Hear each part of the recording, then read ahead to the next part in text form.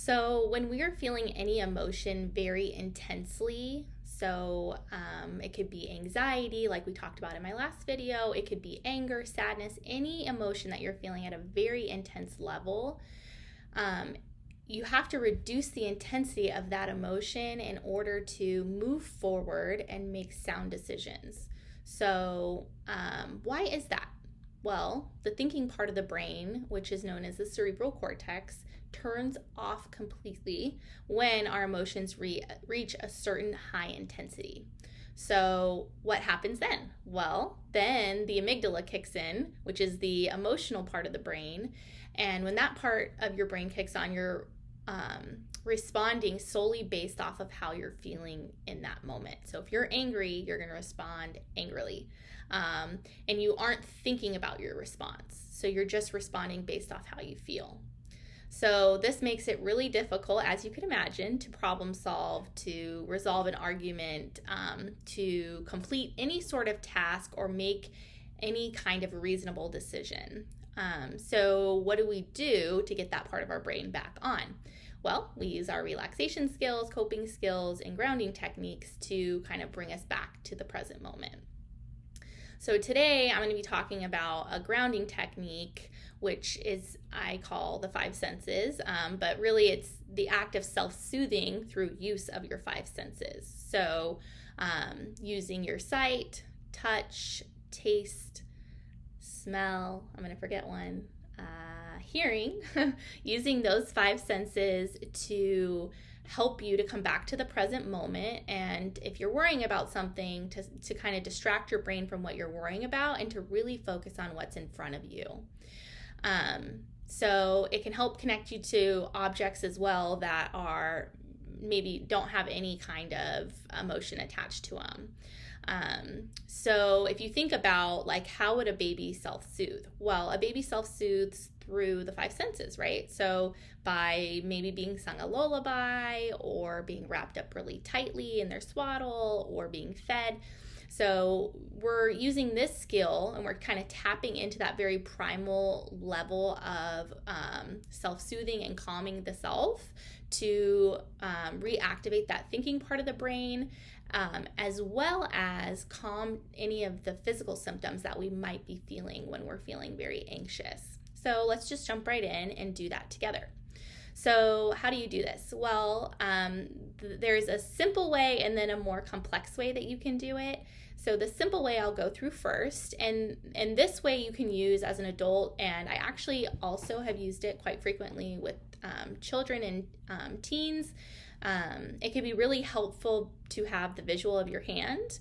So I go through and I do 5 things I see, 4 things that I hear, 3 things I feel, 2 things I taste, 1 thing I smell. And you can like switch these up too. It doesn't necessarily have to be like in that order or that number. You can do it kind of any way you want. But I find that using the hand can be really helpful, especially, well, for me, because I feel like I lose count, and I'll probably do that as we practice. But also for kids, having the visual can be really helpful. So I've seen both kids and adults have success using this to kind of calm themselves in the moment, and also to turn that thinking part of the brain back on. So we'll do that together. So let's see, 5 things that I see. I see my computer in front of me. I see a hole puncher.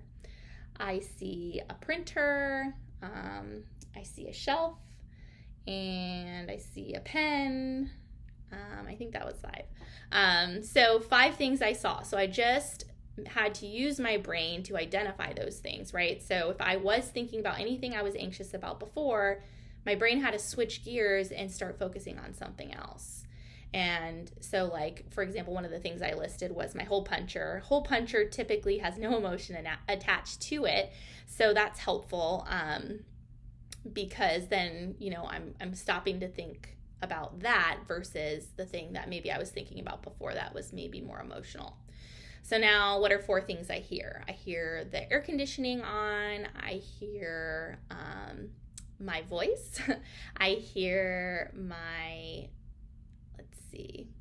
foot tapping, and I hear my fingers snapping. So those are 4 things I hear. What are 3 things that I can feel? I'm feeling my desk and it has some ridges in it. I'm feeling my soft chair, and I'm feeling the bottom of the chair, and it has some screws in there, so I'm feeling that. What are 2 things that I smell? I can smell like the Clorox wipe, and I can smell, I can't really smell anything else right now actually, but if I wasn't in front of this computer, I could like get an essential oil and smell that, or I could go smell my dog, which that's probably a bad idea. But you can kind of find something to smell, or you can just smell what is around you. And then one thing I taste, I had a piece of turkey before I came up here because I really needed a snack. So I can taste the turkey still in my mouth. So you can see how I went through those 5 senses and I used 5, 4, 3, 2, 1 to do it. So that's a simple way to do it. Sometimes people have said, well, that didn't work. I'm still thinking about whatever I was anxious about. And so you can kind of take it a step further if that's the case for you.